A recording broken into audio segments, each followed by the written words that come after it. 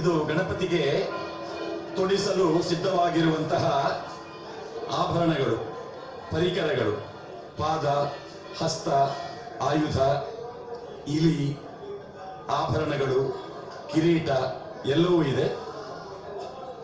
ಬಂಗಾರ, ಬೆಳ್ಳಿ, ನವರತ್ನ ಖಚಿತವಾದ ವಿವಿಧ ಆಭರಣಗಳನ್ನು ಈ ಗಣಪತಿಗೆ ತೊಡಿಸಲು ಸಿದ್ಧರಾಗಿರುವಂತಹ ಕುಟುಂಬ ಯಾವುದು?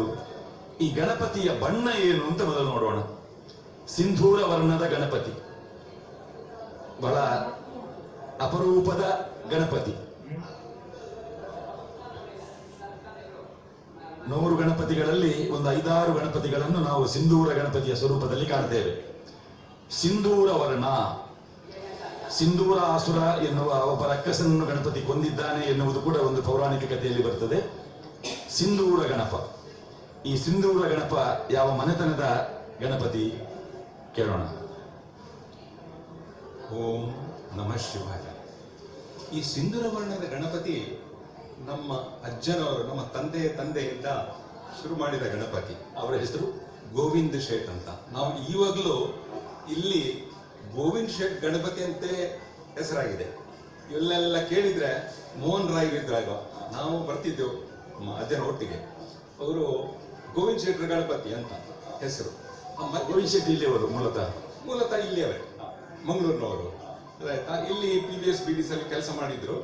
ಇಲ್ಲಿ ಅವರ ಮನೆ ಮಾಡಿಕೊಂಡು ಗಣಪತಿ ಅವರೇ ಮನೆಯಲ್ಲಿ ಮಾಡ್ತಾ ಇದ್ರು. ಇಲ್ಲಿ ಮನೆಯಲ್ಲಿ, ಇಲ್ಲಿ ಬಳ್ಳಾಲ್ಬಾಗ್ಲಿ ಗೋವಿಂದ ಶೇಟ್ ಕಾಂಪೌಂಡ್ ಅಂತ ಉಂಟು, ಅದರಲ್ಲಿ ಅವರ ಮನೆ ಇತ್ತು. ಲಾಲ್ಬಾಗ್ ಸ್ಟೋರ್ನ ಪಕ್ಕದಲ್ಲಿ. ಹೌದು, ಪಕ್ಕದಲ್ಲಿ. ಅಲ್ಲಿ ಅವರು ಮನೆಯಲ್ಲೇ ಈ ಸುಂದರ ವರ್ಣದ ಗಣಪತಿ ಮಾಡ್ತಾ ಇದ್ರು.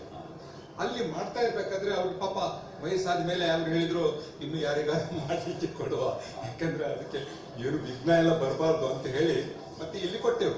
ಇಲ್ಲಿ ಕೊಟ್ಟಾಗ ಇವರು ಮೋಹನ್ ರಾಯರು ಮೊದಲು ಅವರಿಗೆ ಗೊತ್ತಿರಲಿಲ್ಲ ಅಂತ, ಹೀಗೆ ಸಿಂಧೂರ ವರ್ಣ ಉಳಿದ ಗಣಪತಿ ಹಾಗೆ ಮಾಡಿ ಸಿಂಧೂರ ವರ್ಣ ಮಾಡಲಿಲ್ಲ, ಆ ಪಿಂಕ್ ಗಣಪತಿ ಹಾಗೆ ಬಣ್ಣ ಮಾಡಿ ಕೊಟ್ರು.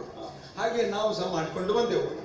ಆದ್ರೆ ಮಧ್ಯದಲ್ಲಿ ನಮ್ಮ ತಂದೆಯವರು ಎಲ್ಲೋ ಹೋಗ್ತಿದ್ರು ಪ್ರಯಾಣದಲ್ಲಿ, ಯಾರೊಬ್ರು ಕರೆದು, ನಾನು ನಿಮ್ಮ ಮುಖ ನೋಡಿ ಒಂದು ವಿಷಯ ಹೇಳ್ತೇನೆ, ಮನೆಗೆ ಹೋಗಿ ಅದನ್ನು ಸರಿ ಪರಾಮರಿಸಿ ನೋಡಿ ಅದನ್ನು ಮಾಡ್ಬೇಕು ನೀವು ಅಂತ ಹೇಳಿ. ಏನದು ಅಂತ ನಮ್ಮ ತಂದೆಯವರು ಗೊತ್ತಿಲ್ಲ. ಅವ್ರು ಹೇಳಿದ್ರು, ನೋಡಿ ನಿಮ್ಮ ಮನೆಯಲ್ಲಿ ನಿಮ್ಮ ಗಣಪತಿಯ ಬಣ್ಣ ಚೇಂಜ್ ಆಗಿದೆ, ಬೇರೆ ಬಣ್ಣ ಮಾಡ್ತಿದ್ದೀರಿ, ನೀವು ಸಿಂಧೂರ ಬಣ್ಣ ಮಾಡ್ತಿದ್ದೀರಿ, ಅದನ್ನು ಮೊದಲು ಸಿಂಧೂರ ವರ್ಣಕ್ಕೆ ಹಾಕಿ ಅಂತ ಹೇಳಿದ್ರು. ಮತ್ತೆ ಈ ಆಭರಣಗಳನ್ನು ಕೊಡ್ಬೇಕಾದ್ರೆ ಒಂದು ಕೈಯಲ್ಲಿ ಮಾತ್ರ ಕೊಡ್ತಾ ಇದ್ದೇನೆ, 2 ಕೈಯಲ್ಲೂ ಕೊಡ್ಬೇಕು, ಅದೆಲ್ಲ ಹಾಗೆಲ್ಲ ಕೆಲವೆಲ್ಲ ವಿಷಯ ಹೇಳಿದ್ರು. ಅವರು ತಂದೆಯವರ ಹತ್ರ ಮಾತಾಡಿ, ರೈಲ್ವೆ ಸ್ಟೇಷನ್ ಅಲ್ಲಿ ಮಾತಾಡಿದ್ರು, ಗಡ್ಡದ ಒಂದು ಮನುಷ್ಯ ಅಂತೆ, ಯಾರೋ ಒಂದು ಮಾತಾಡಿ, ಏನು ತಗೊಳ್ಳಿಲ್ಲ, ನನ್ಗೆ ಏನು ಬೇಡ, ನಾ ಕಣೆ ಚೀಲದಲ್ಲಿ ಹಾಕೊಂಡು ನಮಸ್ಕಾರ ಹೇಳಿ ಹೋದ್ರು.